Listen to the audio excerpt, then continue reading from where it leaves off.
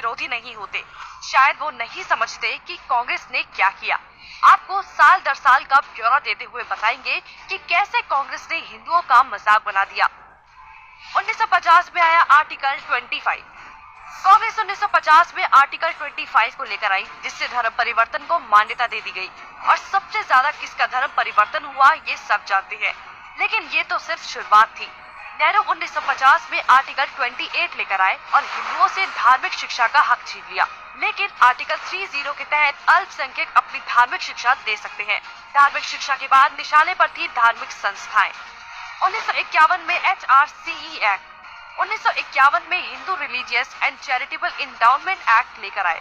उन्होंने कारण दिया कि बड़े मंदिरों का रखरखाव सही से हो सके, लेकिन इसकी आड़ में कब्जे कर लिए, जिसके तहत भारत में मौजूद बड़े बड़े मंदिरों का प्रबंध सरकार ने अपने हाथों में ले लिया और मनमाने ढंग से इनकी संपत्ति का दुरुपयोग किया। और ये सिर्फ हिंदुओं के मंदिर पर लागू था, बाकी धर्मों या धार्मिक स्थल पर लागू नहीं था।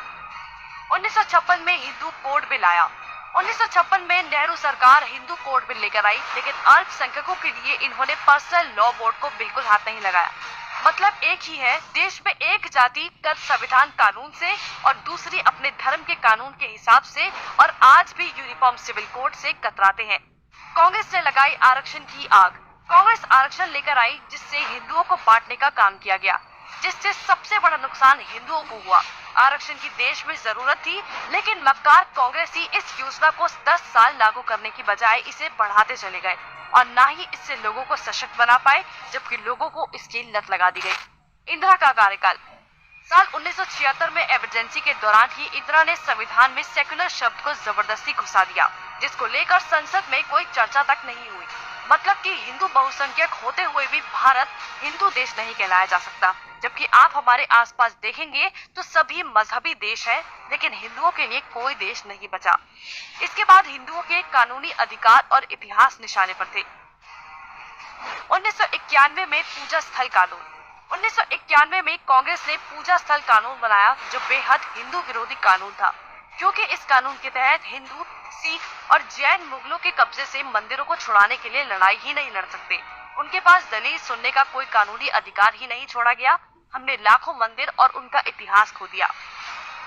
1992 माइनॉरिटी कमीशन एक्ट। कांग्रेस ने अल्पसंख्यक आयोग अधिनियम बनाने के बाद अल्पसंख्यक आयोग बना दिया। ऐसा करके कांग्रेस ने धर्म विशेष के लोगों को स्पेशल दर्जा तो दिया ही, क्योंकि इस कानून के तहत हिंदू, सिख और जैन मुगलों के कब्जे से मंदिरों को छुड़ाने के लिए लड़ाई ही नहीं लड़ सकते। उनके पास दलील सुनने का कोई कानूनी अधिकार ही नहीं छोड़ा गया। हमने लाखों मंदिर और उनका इतिहास खो दिया। 1992 माइनॉरिटी कमीशन एक्ट। कांग्रेस ने अल्पसंख्यक आयोग अधिनियम बनाने के बाद अल्पसंख्यक आयोग बना दिया।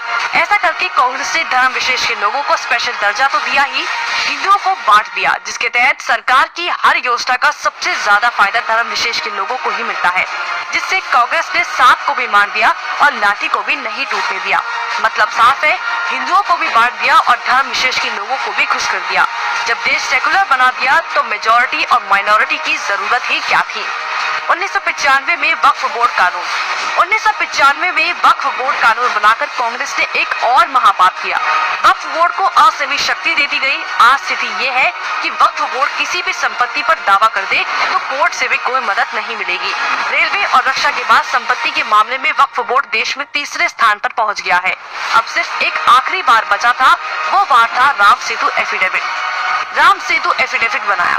हिंदुओं ने फिर 2004 में कांग्रेस को चुन लिया, तो कांग्रेस ने इसका इनाम देते हुए राम सेतु एफिडेविट बनाया और भगवान श्री राम के अस्तित्व को ही नकार दिया और काल्पनिक बताया।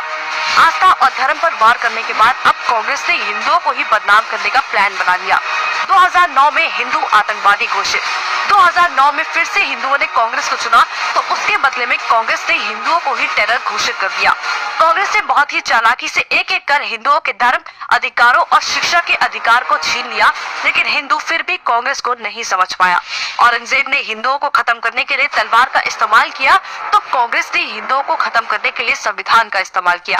फिर भी कांग्रेस ही बोल रहे हैं कि लोकतंत्र खत्म हो रहा है, जबकि लोकतंत्र नहीं, हिंदू और हिंदुत्व